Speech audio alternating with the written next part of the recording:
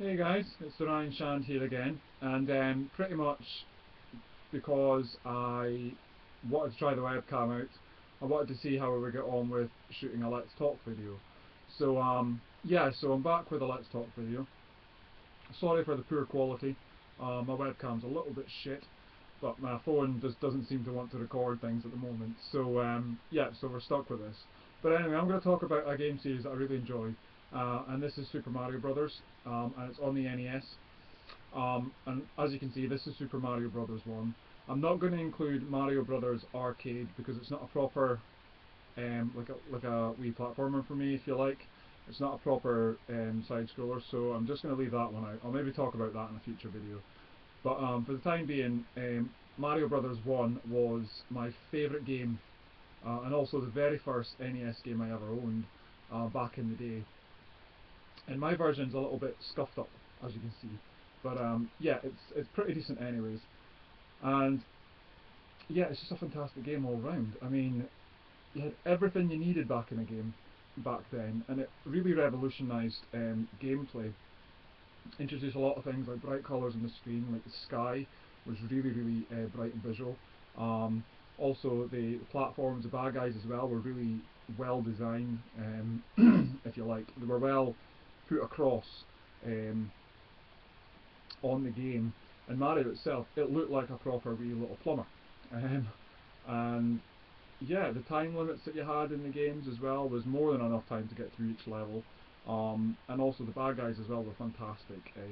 Really hard game to beat initially for me, because it was the first couple of times that I tried to play this game, I couldn't do it. But back in the day, it was just an exceptional game to have, and it ranks definitely in the top, I don't know, maybe top 10 for me of games of all time. Um, Probably right up there, to be honest. I mean, I can run through this game no problem whatsoever. And another additional feature that I had was, of course, if you want to play the game regularly, you had to get through 8 worlds, and each world had a couple of levels in it. I think it was 4 levels in all, and you had to do it that way, and it took quite a long time to do. However, if you wanted to go through the warp stages, you could actually skip through the game in relatively no time at all. And that's what everybody does when they're doing like world record runs on this game. Like, I think there's a warp stage in World 1 Level 2, which takes you to World 4. There's also a warp stage at World 4 Level 2, which takes you to World 8. So you can actually skip right through the game without having to play any of the stage bosses until you get to the very end of the game. And at the end of the game, in the very last level, it's actually it's like a maze. You've got to get through it in the right order in order to face Bowser at the end. And he's pretty fucking easy, to be honest with you. But it took me years. In fact, I didn't actually complete this game until I started collecting again for the NES. So it took me a long time in order to get this. But no, I loved it. Absolutely awesome game. Well worth a pick up, and one of the best games ever. If you're getting a bit of a glare on the game, guys, it's because I actually have the game in a box protector. So just in case you're wondering why it's glaring like that, it is a proper NES game, but it's just in a wee bit of a box protector. So Super Mario Brothers 1 for the NES. Awesome little game. Awesome little dude. Awesome idea for a game as well. And back then it completely revolutionised gameplay and made it just awesome, really, and made the NES the king of consoles for me. And then we moved on to a bit of a controversial game in terms of Super Mario Brothers 2. And this game that was released over here wasn't the same game that was released over in Japan. But I'll show you the one that was released over here. And that is Super Mario Brothers 2. And this game promised so much, but failed to deliver. I mean, a lot of people stand by it, and there's a cult following for this game in particular, but for me, it's rubbish. It's not a proper game. In fact, it's a clone of a game in Japan. I can't remember the name of it, but I do know it. I have heard of it. And it's actually just taken the sprites out of that game, the main character sprites out of that game, and put the Super Mario sprites in.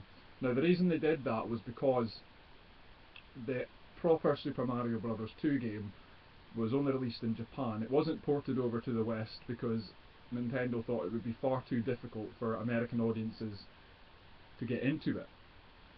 So that was a bit of a bummer that they didn't let us make up our own mind about the game. But I suppose in a sense, having played the game as it is exceptionally difficult, so I can understand where they're coming from. But this game isn't difficult at all. In fact, it's really, really easy. First time I ever played it, I completed it. It does take a long time to get through this game. It's a bit like Super Mario Brothers 3 in that respect. It takes a long time to get through the game. But the graphics are, in my eyes, poorer than Super Mario Brothers 1. It does have better visuals, it does have better graphics, but for me I was expecting more of a Super Mario Brothers 1 game, so I was really disappointed with it.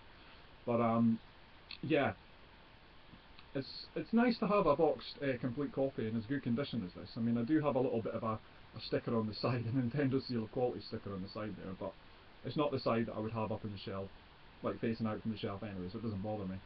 But yeah, so you get a choice of 4 characters in this game. You get a choice of Princess Peach, Toad, Mario and Luigi, and you get to fight through the games. So obviously if you're picking Princess Peach, you're not trying to save the princess, are you? You know what I mean? So it makes it a little bit odd, because that's pretty much what Super Mario is about. But at the same time, it is a mad game. There is different things you can do in the game, like you can pick up plants and throw them at bad guys. You can also pick up bad guys as well and throw them at other bad guys to get, you know, enemies out of the way. And it makes it quite an interesting game to play in that respect. But for me as well, I mean, I would probably skip past this game and go for the real Super Mario Brothers 2 game if you can find it. But if you have a Wii, or you've got Super Mario All Stars on the SNES, you're better just getting that really, because that gives you the lost levels in All Stars is actually the real Super Mario Brothers 2. Graphics are slightly more enhanced, but if you're wanting the proper Super Mario Brothers 2 on the NES, you have to go out and get a reproduction cartridge, unfortunately. But I would rate this game probably about a 5 or a 6 for enjoyability factor, but a 1 or 2 if you're properly expecting a real Super Mario Brothers 2 game. It is a really big letdown in that respect, and it was back in the day, you know. But the real Super Mario Brothers 2, which I do have a copy of in the NES, is this bad boy. And yep, it's in a box protector also. In fact, all the games are in a box protector, so that's what the glare is. So I'll try and get the glare out of the way. But there you are anyway.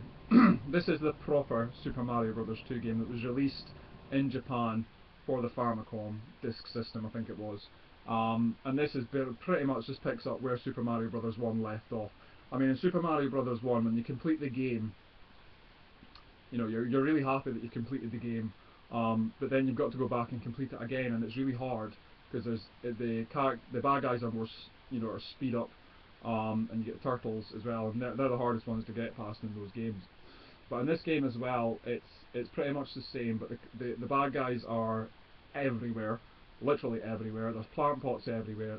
You've really got to time your jumps, and you've really got to time your moves. As well, another thing that they brought into this game was a little bit of a try and give you the difference between Luigi and Mario.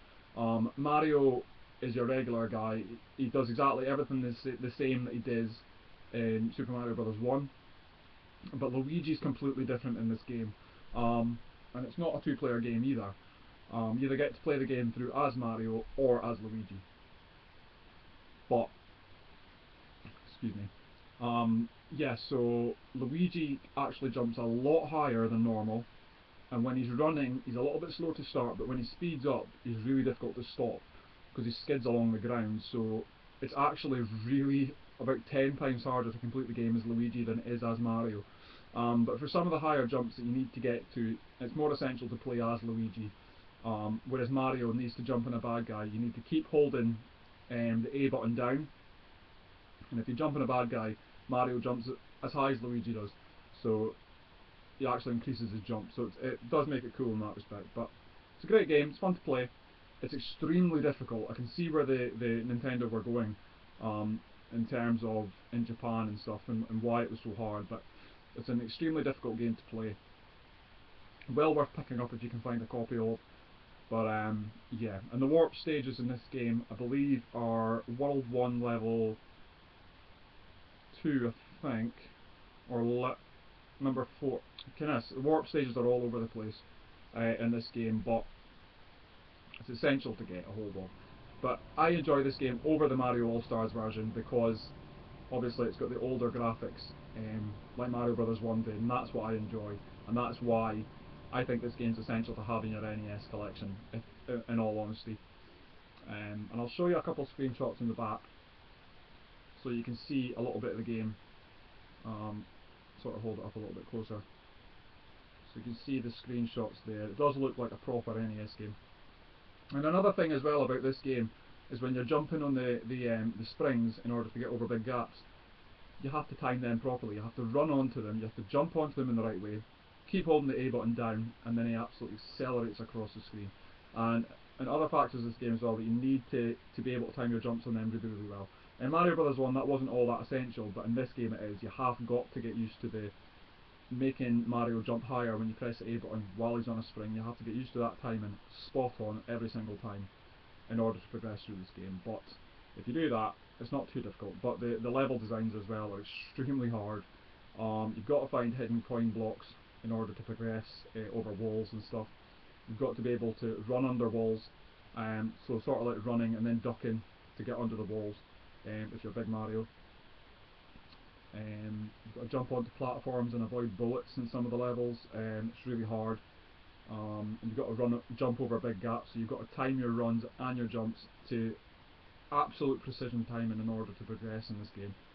I cannot stress how hard and frustrating this game actually is. I've completed it numerous amounts of times now, but I can't actually explain just how difficult this game is, but it's an absolute essential game to get in your collection, and probably one of the best NES games there ever was in terms of frustration, and just supreme playability factor. You want to go back and you want to try and progress. Another good feature about this game was that they introduced continues, so if you run out of lives, I think they realised that it was actually an exceptionally difficult game, so when you run out of lives you do get continues in order to progress, so it's not too bad in that respect, but yeah, it's an absolute must to have in your collection. And in terms of the last of the NES games for Super Mario Brothers, it's Super Mario Brothers 3 obviously, and of course I've got a copy of that. This was the second Mario Brothers game I ever owned. I actually bought this off a friend at school for £3 back in the day. He was getting rid of his collection, and I said to him, well, he told me that he had Super Mario Brothers 3, and he knew I was a big game collector. This isn't the original one, I had to get a different one, but I'm just telling you the story behind the game there, and how I came about this game, and how I came to discover Super Mario Brothers 3. But I think it's an exceptional game. I think the level designs are so much better.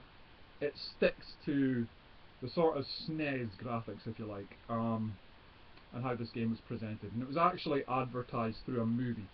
That's how big Nintendo was back in the day, and I think the movie was The Wizard, which I haven't seen, but I've heard it's pretty crap. But it's pretty awesome that it was advertised through that. And also this game as well, in that movie, gave the idea of a Nintendo World Championship, which they had in 1990. So that gave birth to the Nintendo World Championship cart, I suppose, in a way, if you like. But this game is essential to your collection.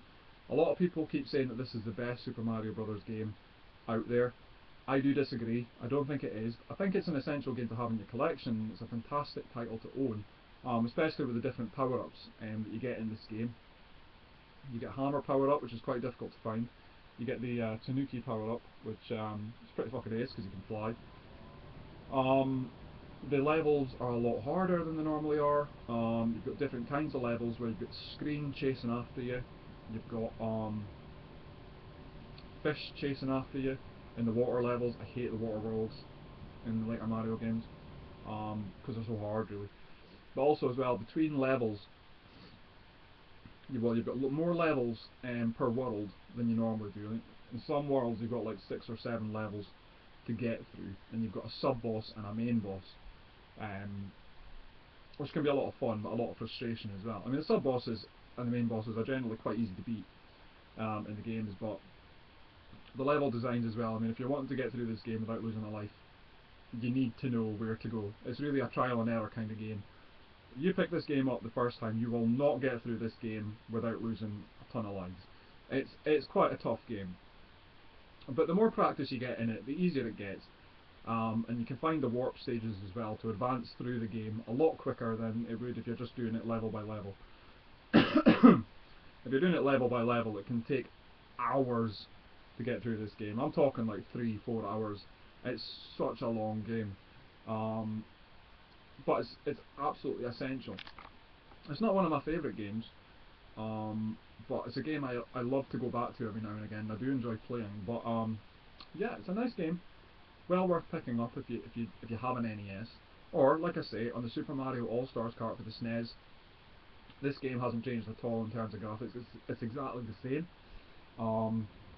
So yeah, absolutely essential to have in the collection. The graphics have completely changed, so Mario's had a complete overhaul, but compared to the other games that I've shown you. But it's an essential game to own. It's fantastic to have in the collection. So you definitely want to be picking this one up. And yeah, so that's my Let's Talk video on Super Mario Brothers on the NES. I can see it's running into almost 16 minutes now, so I do apologise, but thanks for watching. I'm just trying out the webcam just to see how we get on. If you guys want me to go back to doing these videos on my phone, or even in front of the camera, that's no problem. I just wanted to try the webcam and see how it went. And instant uploads as well is something that I'm really pleased with at the moment, because I get really bored just sitting waiting for an upload to happen. But in the next Let's Talk video I will be talking about Super Mario Brothers on the Wii, the Wii U and the DS.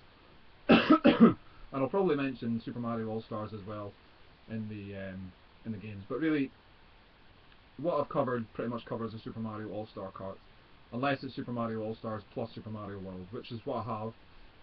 But I'll talk about Super Mario World in the next video anyway, and then I'll go on and talk about the Wii U and the DS versions, and the 3DS version obviously. But I really hope you enjoy. Please rate, comment and subscribe, and if you have an NES, get these fucking games, man, because they're well worth picking up. They're really fun. But that's Super Mario Brothers covered from the NES from my side. If you want me to do any more reviews on these games, or even a game review of one of the games, let me know, and I'll see if I can do that. I'll probably do a gameplay video of them as well. But like I say, let me know what you want to see and I will get that done for you. But hopefully the quality hasn't put you off this video. But like I say, let me know how you want me to do these videos in future. It does look really grainy and crappy, to be honest, but it's on webcam, so there you are.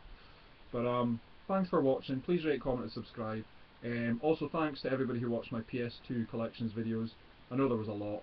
And also, yeah, I'll go into all that in a vlog soon anyway. But thanks for watching. Please watch my Super Mario Brothers 1 gameplay, which I did on the SNES in the Super Mario All Stars cart, which will be coming in the next couple of days. Alright, thanks for watching guys, take it easy, and I shall see you later. Bye.